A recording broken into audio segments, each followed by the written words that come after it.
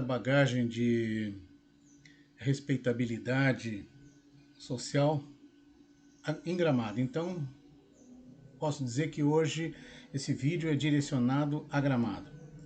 A minha querida, a minha amada Gramado, que apesar de que eu more distante 500 quilômetros de lá já há 17 anos, quase 18 anos, distante, mas não longe, porque eu posso morar aqui, mas o meu coração continua lá em Gramado e vai continuar, mesmo que eu nunca mais more lá. Mas o meu coração mora em Gramado, mora aí em Gramado, porque eu estou falando com Gramado, com os gramadenses. Muito bem. Eu sou conhecido por as poucas pessoas que me conhecem, né? Por algumas questões que eu levanto que a princípio parecem polêmicas. Por que elas são polêmicas? Elas são polêmicas porque com eu mexo com a consciência de algumas pessoas, né? E, por favor, desta vez eu não estou mexendo com a consciência de ninguém, eu estou mexendo com a minha consciência. Não quero mexer com a consciência de ninguém, não quero levantar polêmica, mas eu quero levantar um tema, um assunto que é de extrema importância para a memória cultural de Gramado. Faz tempo que eu não me manifesto, eu tenho escrito muito pouco no blog. Antes eu escrevia, as pessoas liam, comentavam, tal. Hoje eu optei por falar, gravar meus vídeos. Pois bem, o assunto é Museu do Mobiliário de Gramado. Onde é que está o Museu de Mobiliário de Gramado? Não está, não existe. Eu fiz um comentário dizendo o seguinte: Gramado, o mobiliário de Gramado, o setor moveleiro de Gramado, as marcenarias de Gramado, elas têm uma importância tão grande no turismo, na história econômica de Gramado, num período da história econômica de Gramado, hoje não mais, mas teve, que ela merece muito mais do que ser relegada a um cantinho, né, de algum museu que mostra alguns episódios, alguns fatos de algumas pessoas ligadas à movelaria de Gramado. Mas eu não sei se existe. Até eu fui inquirido por uma pessoa, uma autoridade, perguntou o seguinte: mas você já conhece, você já visitou o museu da Casa do Major? Eu disse, não. Eu não visitei nem preciso visitar para saber o que eu sei. Que não tem nada lá dentro. Que não tem, o museu está vazio.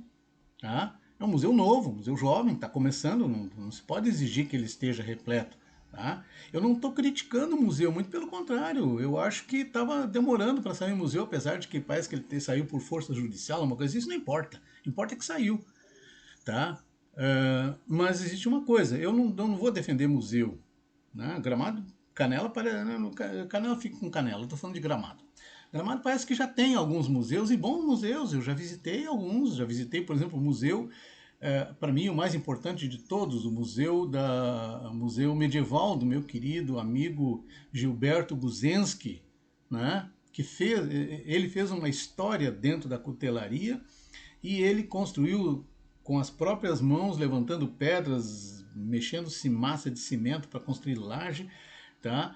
Em dia de chuva, que eu sei a história, para construir o seu pequeno museu da cutelaria, museu medieval maravilhoso, onde ele conta a história, onde, embora a cutelaria e a história medieval não tenha nenhuma relação com Gramado, que Gramado é bem mais jovem que isso, mas isso é o de menos. Ele é um ponto cultural, é um lugar onde vai se buscar cultura. Maravilhoso, recomendo que visite o Museu Medieval de Gramado. Segundo museu, que é bem pertinho, quase em frente um ao outro, que eu visitei há alguns anos atrás e fiquei estupefato, é o Museu do Automóvel. Maravilhoso, carros bem conservados, são peças de um colecionador, mas são peças muito bem conservadas, são automóveis muito bem conservados, algumas motos também, sabe, que remontam os anos dourados, um pouco antes, década de 40. Maravilhoso, não sei se existe, acho que existe sim, né? Lindo, maravilhoso, tá? Eu disse que eu ia deixar a Canela quieta, mas não vou deixar a Canela quieta, até porque eu morei alguns anos próximo, tá? Um dos lugares mais lindos que tem aí na região é o Minimundo, não, desculpa, Minimundo eu vou falar depois. O Mundo a Vapor. O Mundo a Vapor. Eu levava o meu filho quando era pequeno lá, a desculpa era levar o menino lá. Não, era eu que queria lá. Eu que ficava encantado, maravilhado, vendo aquelas máquinas funcionando todas. Então, ah, teoricamente a vapor era com pressão, mas enfim, o princípio é o mesmo, né? Então, são lugares culturais, são lugares que remontam a história. E o Mundo a Vapor, sim, ele remonta a história de Canela, porque porque Canela começou por conta de uma estação de trem, por conta de uma linha de trem que terminava lá, começava em Porto Alegre e terminava lá. Então, sim, grande valor. Eu não posso deixar de falar sobre o Minimundo. O Minimundo é. Eu que sou designer, tá? O Minimundo é um lugar que eu gostaria de morar ao lado, só para visitar todos os dias, olhar assim com encantamento cada uma daquelas peças que foram desenhadas, que foram e hoje com muito mais perfeição, eles usam mais tecnologia, tá? Cada peça que está ali contando a história do mundo, a história de Gramado também, enfim, eu não conheço todos os detalhes porque cada dia ele cresce, já faz muito tempo que eu não vou lá, mas é um trabalho maravilhoso, é um trabalho que foi, sabe, ele é genuíno, ele nasceu, é o único, não sei se é o único hoje no Brasil, mas é pioneiro no Brasil.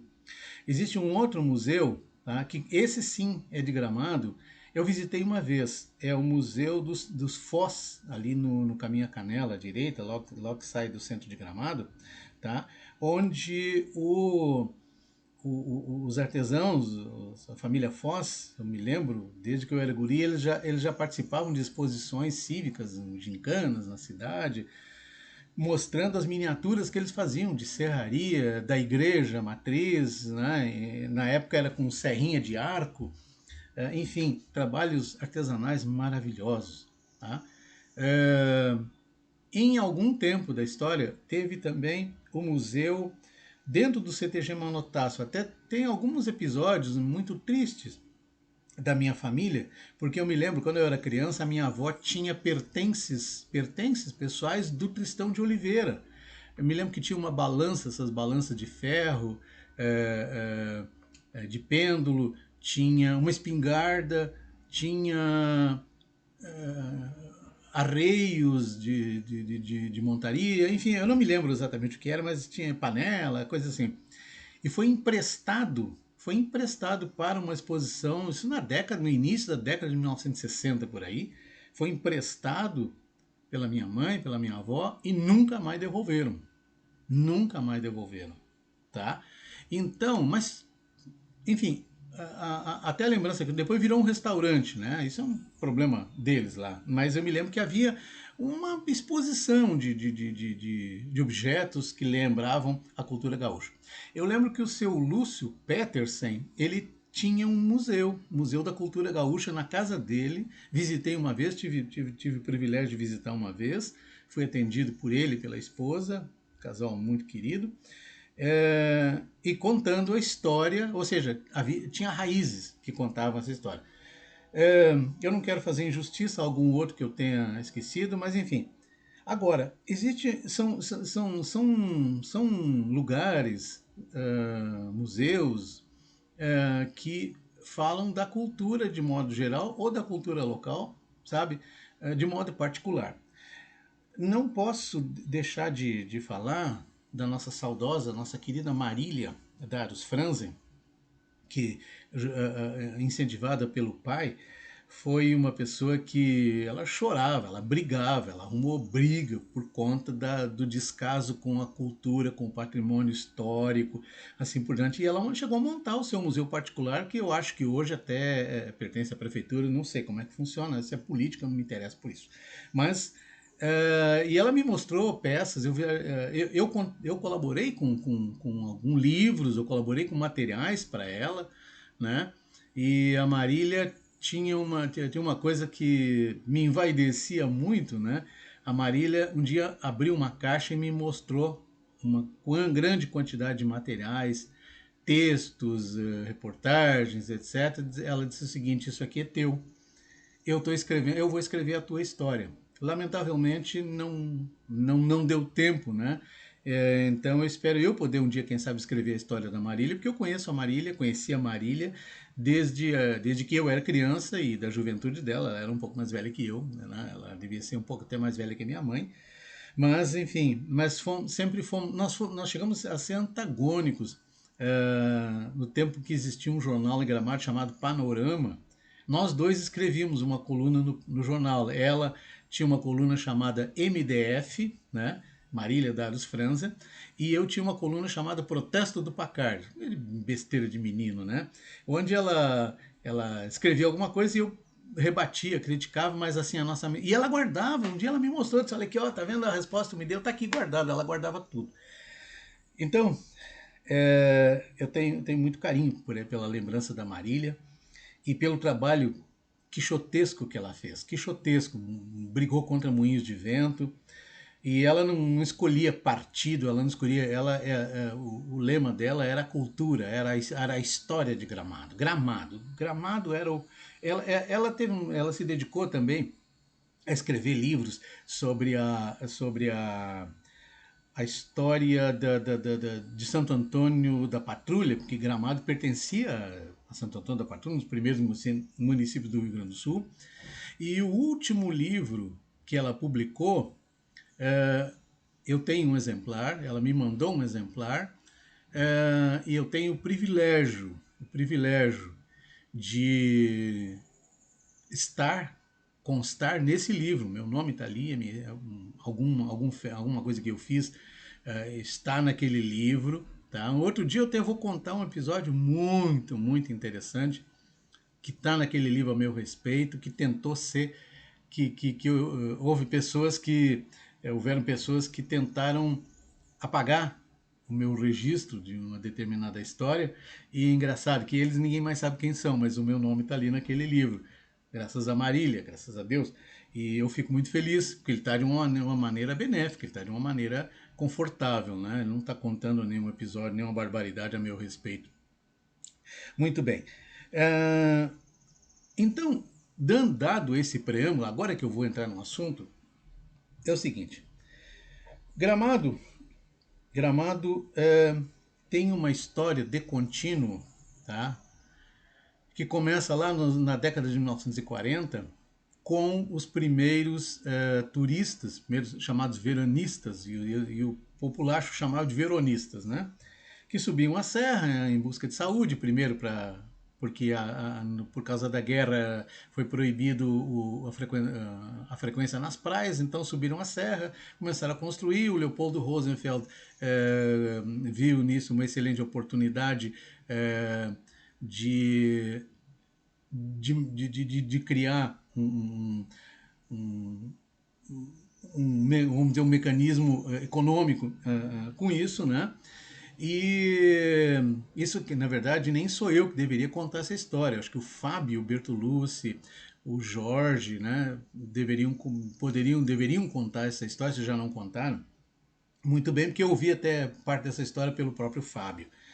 Então, os turistas começavam a subir a serra de trem, eram muito bem recebidos pelos hotéis, restaurantes, poucos que haviam, com fanfarra, banda de música, tudo. E também os vimeiros, que era o seu Antônio Accorsi, né? Os filhos dele, Osmar, Gersi, trabalhavam com vime já naquele período, fazendo cestarias, enfim, utensílios móveis, e isso abriu uma oportunidade para que eles negociassem com os visitantes. Então, passou a crescer esse artesanato, que ainda não vamos chamar de indústria. Muito bem. Mais ou menos nesse período, teve. Isso tudo eu estou preparando, elaborando um livro, tá? Se Deus permitir.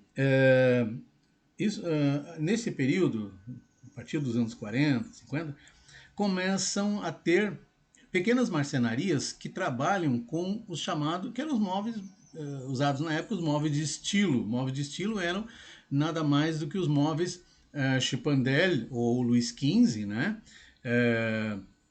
Ou então, basicamente eram esses móveis feitos de araucária. Usavam também louro. O nosso louro da região não é o louro que se usava até pouco tempo, não sei se ainda se usa em esquadrias, não, até se usava, mas era o louro preto, o louro aqui da região, né? Se usava também, acho que marfim, não me lembro, do marfim eu não estou lembrado, mas o araucária com certeza, muito bem.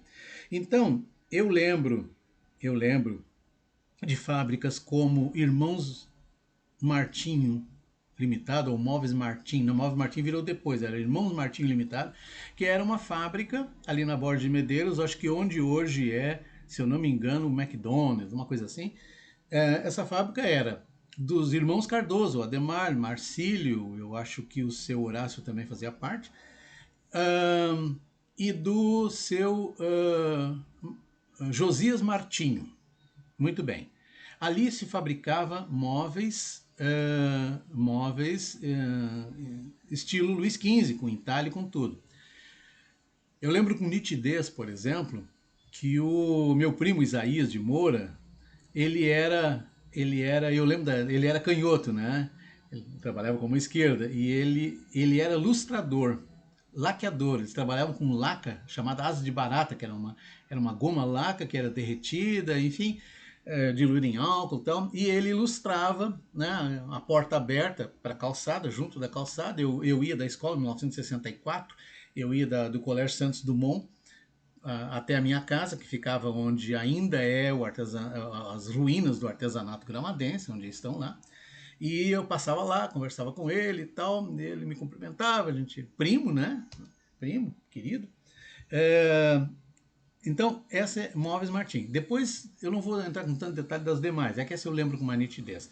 Tinha também os irmãos Anata.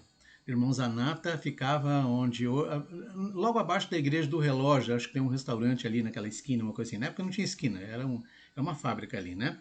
Era do Setembrino Boniati, do Zanata. Depois tinha o Florentino Ferreira, um mestre marceneiro de mão cheia. Eu não me lembro onde era a fábrica dele, mas eu sei que a casa dele, eu cheguei até a morar nessa casa, porque tinha uma loja da Tissot nessa época, né? E daí Metil Tissot nessa época, que vendia móveis rústicos, e eu gerenciei essa loja na Borges de Medeiros, na Borges com a rua Guilherme Abraham. Isso. Muito bem. Que outras fábricas tinham? Deixa eu me lembrar. Acho que eram. De memória aqui, eu anotei alguma outra, mas de memória eram essas. E aí eu citei marceneiros, tá? Marceneiro que ninguém mais nem lembra, nem sabe que existe. Seu Isolino dos Santos, o baiano. O Edgar Ponant, né? O próprio Florentino Ferreira, tá? Quem mais? O Nestor Cor, além de marceneiro, ele era também entalhador, escultor, fazia aqueles entalhes clássicos, né? Quem mais eu lembro como marceneiros de mão cheia? Bom, aí, dessa geração mais antiga, tá? Vamos falar dessa geração mais antiga aí. Eu vou lembrar depois, porque na verdade eu vou escrever, daí eu espero não esquecer de ninguém. Agora eu tô falando tudo de memória e a memória às vezes nos trai. Muito bem. Nesse período ainda se trabalhava com o entalhe, escultura, chamava escultura, né? O entalhe clássico, que eram as volutas, né? Aqueles ornamentos clássicos, feitos pelo Dirceu Broilo, pelo Belmiro Roldo, pelo Dirceu Zanata. Eu acho que dizem que eu conheci o Dirceu, ele era o melhor de todos. O homem era bala, o homem era supimpa. Muito bem, o Dirceu Zanata. Depois tinha também o Pedro Paulo Ems, né, conhecido nosso querido amigo Tiliquim, depois perdeu a vida num acidente. Quem mais dessa geração aí? Eram esses, tá?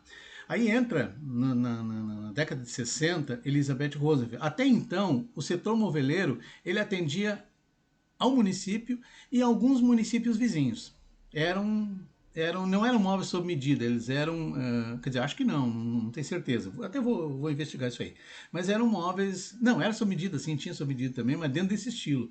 Então, atendiam aos municípios vizinhos, nada mais que isso, ou seja, não era um apelo chamativo ao turismo de Gramado. Eles também se beneficiavam do turismo que começava a crescer nesse período. Muito bem. Década de 60, 1964, 65, começa o artesanato gramadense, com um pequeno ateliê. Eu já conto a história, eu tenho um blog que eu conto a história da Elizabeth Rosenfeld, do artesanato gramadense, mas eu vou enriquecer mais ainda, se Deus permitir. O artesanato gramadense, ele suscita um novo tipo de mobiliário. Ele suscita um mobiliário contemporâneo que fazia referência, ele era extremamente contemporâneo, porque poucos anos antes, Brasília foi construída e o mobiliário de Brasília ele era baseado num quase que um minimalismo rústico, bruto, com cara de Brasil. Mas na Alemanha, na Europa, também já se trabalhava esse tipo de mobiliário. E aí Elizabeth Rosenfeld, outro dia eu falo bastante sobre ela começou a desenhar essas peças inspiradas nesses, com base também na abundância de madeiras diferentes, que até então se trabalhava com aquelas madeiras que eu falei, o cedro, o louro e a araucária. Aí começa a entrar em buia, que é aqui de Santa Catarina, né? Começa a entrar em buia, começa a entrar, que mais? O mogno veio muito depois. Basicamente é em buia. Basicamente é em buia. Aí vinham algumas madeiras da Amazônia. As madeiras da Amazônia eram madeiras extremamente aspas, exótico não é a palavra, pá. Exótico é aquilo que é de fora, e a Amazônia é aqui dentro. Mas vamos chamar para Gramado, era diferentes, tá? Então tinha uma madeira chamada Gonçalo Alves, tá? Que é o nome conhecido hoje também é Muiracachara, madeira que na Europa chama-se Redwood, madeira maravilhosa, belíssima, né? Jacarandá, que mais? Ipê roxo, que mais? Ela trabalhava, hoje era cadeia, garantido, né? Ela trabalhava com miolo de xaxim espinhento. O miolo dele tem um cheiro muito forte quando passa na máquina, mas ele tem uma madeira preta rajada, parecida com sucupira, né? Tinha também sucupira, mas ali eram mais detalhes.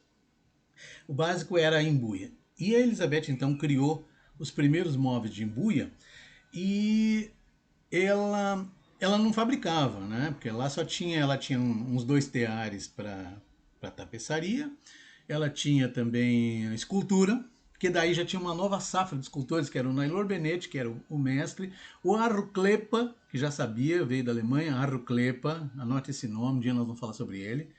O próprio Xixo, que chegou, ele trabalhou em duas etapas lá. Uma nós trabalhamos junto e a outra ele trabalhou anterior. O Xixo. O que mais? O Gelson Oliveira, o Pelé, esse músico, cantor. O Samuel Isaac Cardoso, que é meu tio. E, e esse barbudo que vos fala, eu também fui escultor no artesanato gramadense. Tá? Mas não é dele, não é desse grupo que eu quero falar. Quero falar da marcenaria. Então, Elizabeth não tinha marcenaria, mas ela já o que acontecia? Os turistas já começavam a visitar Gramado por conta do nome dela como artista plástica. Começavam a visitar, o estacionamento na frente ali era lotado, todo fim de semana era lotado e as pessoas iam a Gramado e o artesanato da Elizabeth era um ponto de referência turística, comercial, cultural, tá? Fora os saraus que ela fazia. Vamos falar sobre isso um dia também. Muito bem. Aí, o que ela percebeu que havia um mercado? Ela fez um acordo com os irmãos Catucci, que era o Adelino e o Luiz. Eu acho que o Almiro trabalhava junto, vou me certificar disso, eu acho que sim, começou junto, depois separaram, né? O Adelino e o Luiz, eles tinham um galpão alugado na, na esquina ali de onde hoje é o Perinão, né? Os bombeiros, bem em frente, no lado de cima da rua, do seu Hortêncio Gil. Tá? E então eles ali tinha uma marcenaria e eles então começaram a fazer. Então eles só tinha uma cliente que era a Elizabeth e ela encomendava tudo dela. Ela mandava os desenhos para eles faziam e ela vendia lá no artesanato. Isso foi crescendo. Em algum determinado momento, como é muito natural, eles criaram asas, voaram por conta própria e foram fabricar os produtos deles para os clientes deles. E a Elizabeth Então ela se viu obrigada a montar uma marcenaria. Então ela montou uma marcenaria e isso foi crescendo muito, muito, muito. A tapeçaria cresceu também. E então o que que aconteceu? Depois dos Catucci, outros começaram a também montar suas marcenarias, tá? Dentro desse novo estilo. E aos poucos Gramado foi adquirindo a fama de digamos, um centro de fornecimento de imóveis sob medida. E lotava, né? Tinha pouco hotel, pouco restaurante, então Gramado fim de semana era sempre lotado por pessoas que iam comprar móveis em Gramado, já aproveitavam, tomavam um café colonial da tia Nilda, mais tarde veio Bela Vista, né? Em Canela tinha a dona Wanda, não é Wanda, Ivanovska, Wanda era Gramado, a ceramista, Ivanovska, e foi crescendo o artesanato, a ideia do artesanato, do souvenir, em torno do artesanato gramadense, em torno dos móveis que também foram crescendo. Então, chegou um ponto, eu posso dizer que até o ano 2000 praticamente, eu não tenho nenhum dado estatístico aqui, mas depois a gente vai estudar esse assunto aí e eu vou mostrar para vocês que eu acho que eu não estou muito errado não. Até mais ou menos o ano 2000, Gramado tinha, sei lá, umas 70, 80, 90, eu não sei o número certo de fábricas, porque com Canela dava umas 140, não, dava umas 170, né, porque era um sindicato só. Mas enfim, era muita fábrica em Gramado, marcenarias, que era marcenaria no fundo e loja na frente. Tá? O próprio dono da loja, o filho, a filha, a esposa eram os vendedores. E eu já falei sobre isso, como é que começou o desenho de móveis em Gramado, já contei, já tem vídeo contando isso aí, então eu quero ficar nos móveis. Então, durante muito tempo, é aqui que eu quero chegar, que o setor moveleiro, tá, ele se tornou um polo regional, tá? Não competindo com Bento Gonçalves, que eram grandes indústrias de escalares, ou seja, que produziam móveis seriados. Gramado não produzia móvel seriado. Gramado era tudo sob medida. Cada peça era única, o cara inventava uma peça, botava na loja, vendida, a próxima já não saía igual. Em alguns casos saía parecido, ele guardava os modelos, mas não era uma coisa escalar assim. Muito bem. Então, isso foi fazendo crescer o turismo, porque as pessoas iam a Gramado por dois motivos. Primeiro, para comprar móveis. Segundo, bom, já que está em Gramado, vamos aproveitar Gramado, vamos comer bem, vamos caminhar, vamos passear, vamos visitar o que tem para visitar. E uma coisa foi puxando a outra, mas a mola propulsora, a mola mestra foi o mobiliário. E o estilo de mobiliário, eu também vou falar sobre isso em outra oportunidade. Os estilos de mobiliário, do mobiliário de Gramado também passaram por fases. Primeira fase, então, do móvel, do móvel de estilo, né? Luiz XV, Chipandelli e tal, Happy White, enfim, era o que tinha. Depois veio a fase do móvel contemporâneo, que lembrava os trabalhos do Zanini Caldas em Brasília, no Rio de Janeiro, na Bahia, quem mais? Do Sérgio Rodrigues, né? Então a Elizabeth tinha essa vibe, essa vibração desse tipo de mobiliário. Muito bem. Usava-se também junto a composição da juta, do rami, da lã, aquela coisa rústica, o tapete de lã, naquele sofá de braço quadrado, tudo muito pesado, e Gramado pegou a fama do móvel pesado e tal.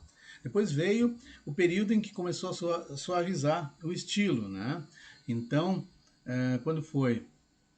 Eu desenhei em Metil Tissot, teve uma fase, eu desenhei uma linha chamada New Country, que foi a transição desse pesado para um móvel mais puxado para o country, que se chama de country. Tá? Ainda não era o country mais elaborado, mais sofisticado.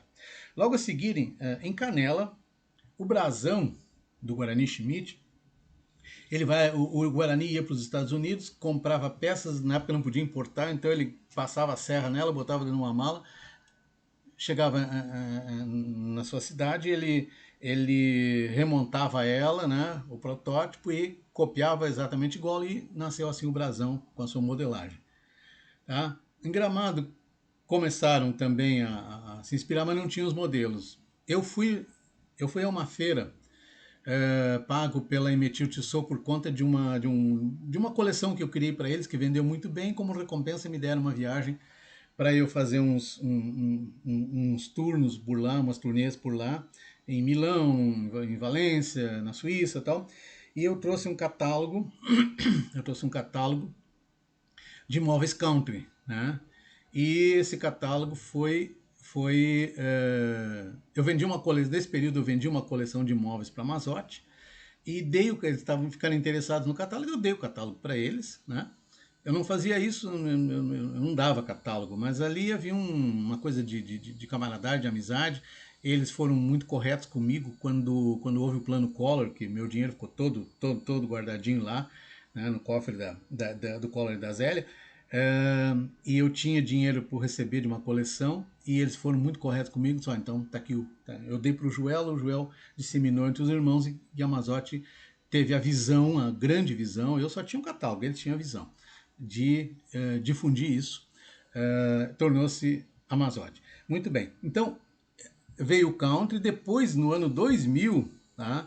Novamente o Barbudo que vos fala abriu com ninguém queria fazer, que eles achavam, só me davam um clássico. Eu disse, mas eu quero fazer contemporâneo. Não, só clássico, tá bem. Então, country, né? Chamamos country. Na verdade, country não existe. Country é a composição. Aquilo ali tem Happy White, ali tem Windsor, ali tem vários estilos. E eu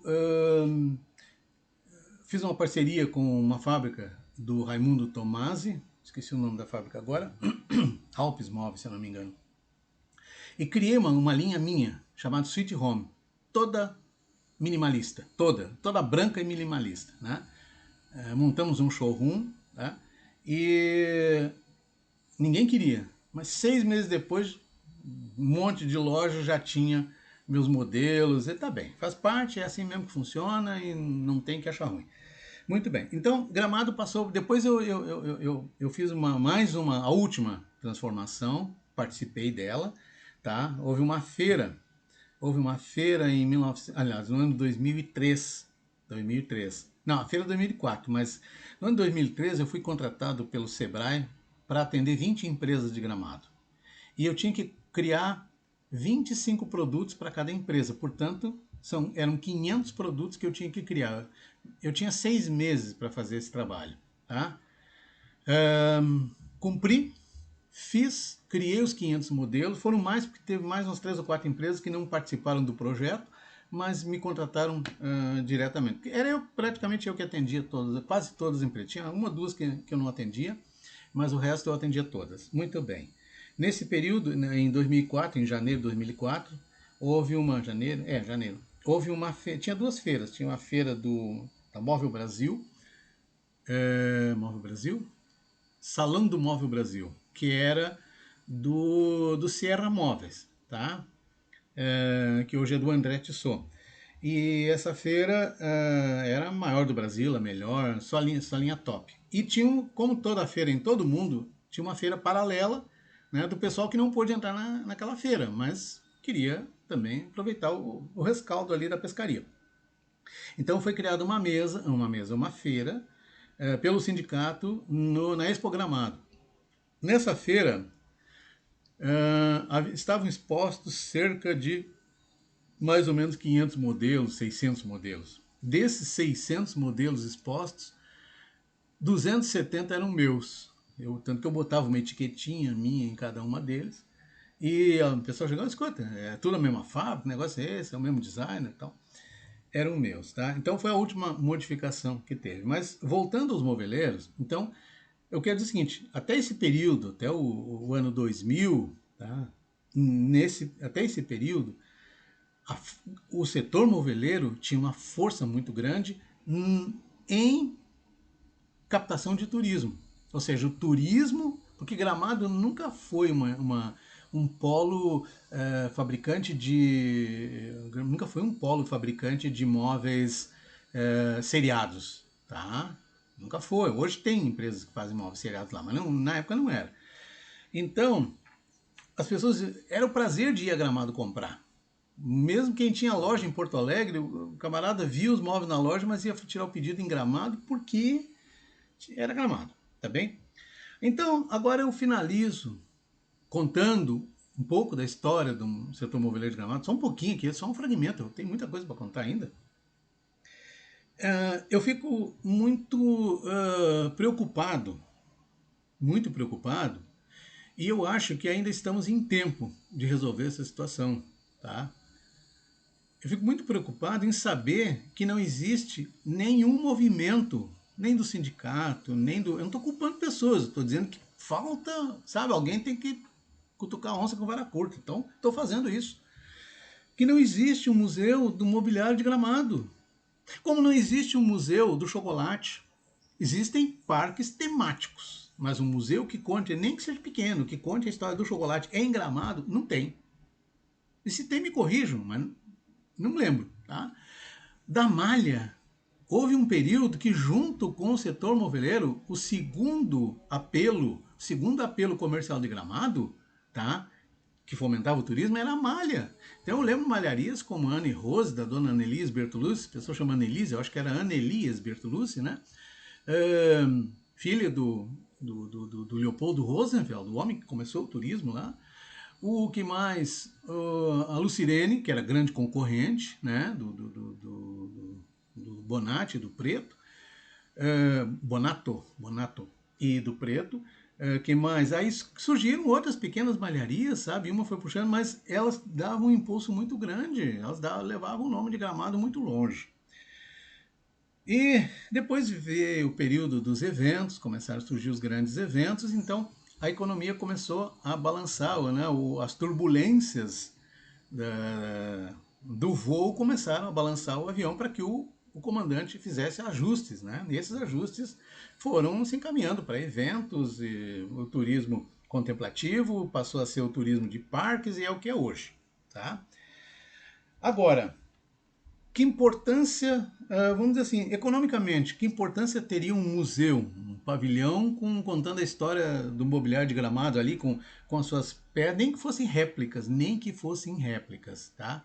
Mostrando as máquinas antigas, como eram as máquinas, tal, ainda se acha muita coisa.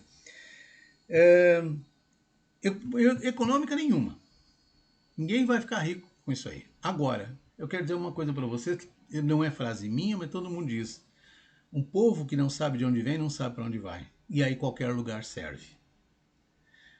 Durante muitos anos, o mobiliário, o setor moveleiro, botou comida na mesa dos gramadenses, encaminhou o futuro de jovens, deu estabilidade a muitos empregos, né?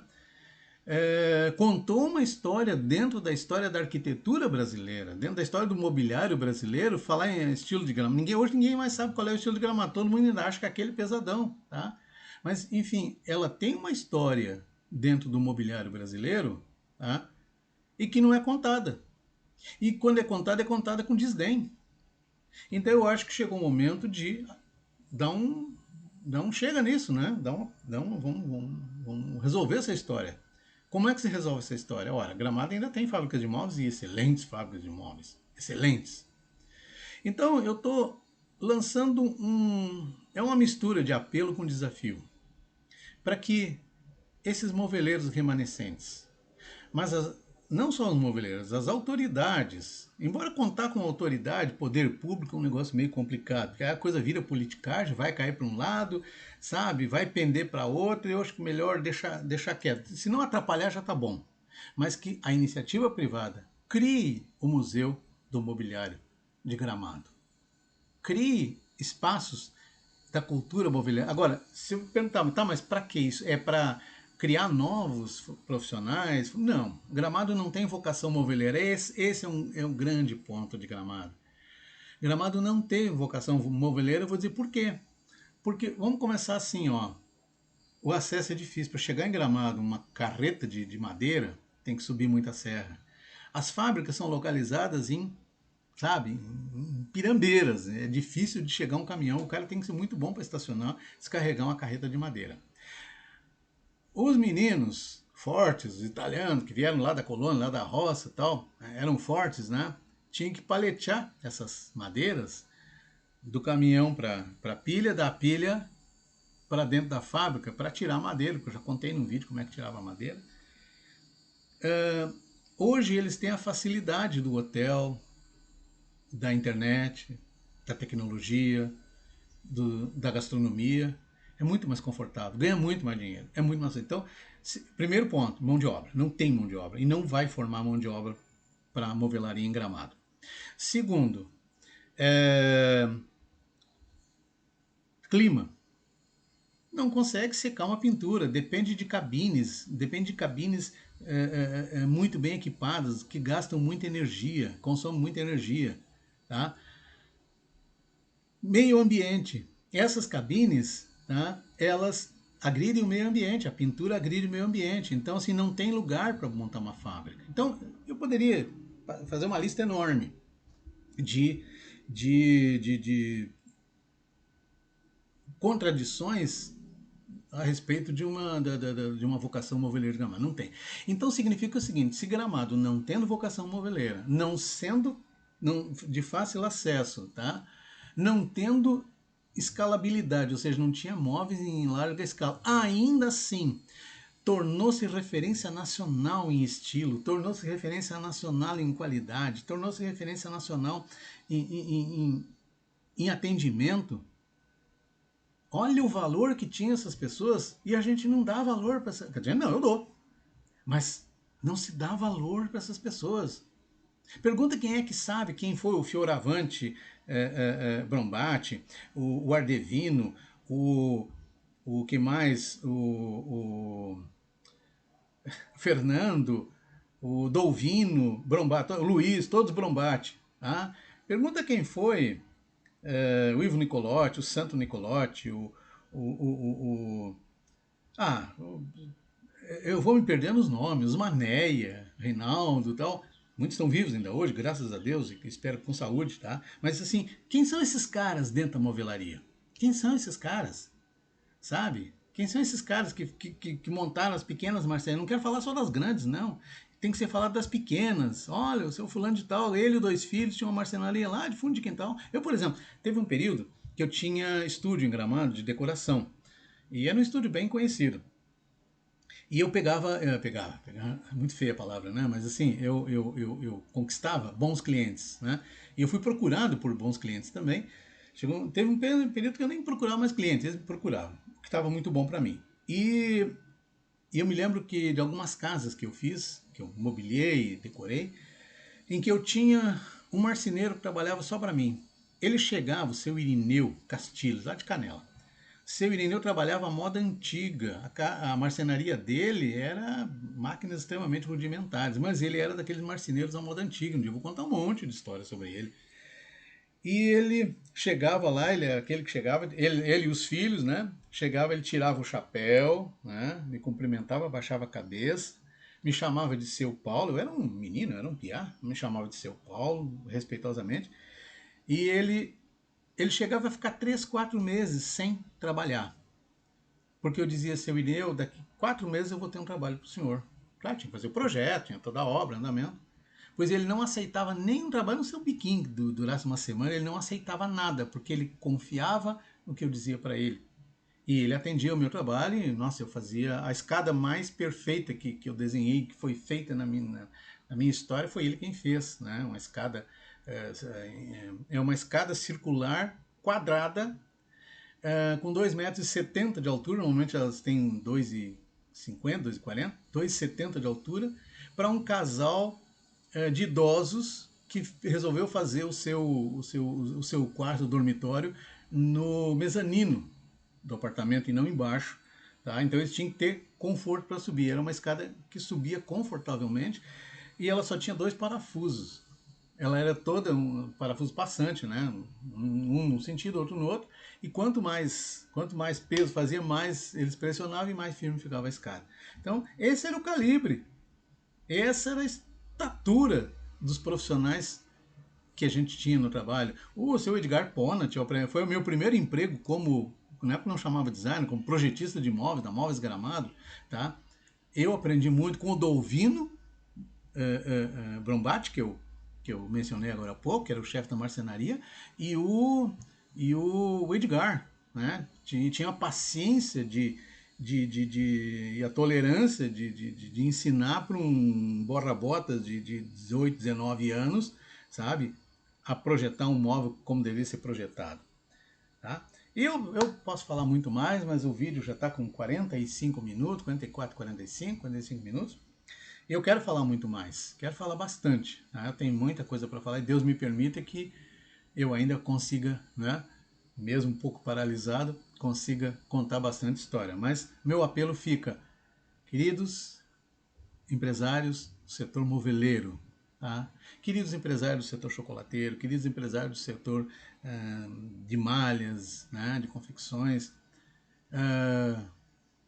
lembrem da Gramado de 1945 até o ano 2000, onde vocês eram os reis. E construam esse museu. E no que eu puder eu vou colaborar. Um beijo bem grande para todo mundo. Tchau.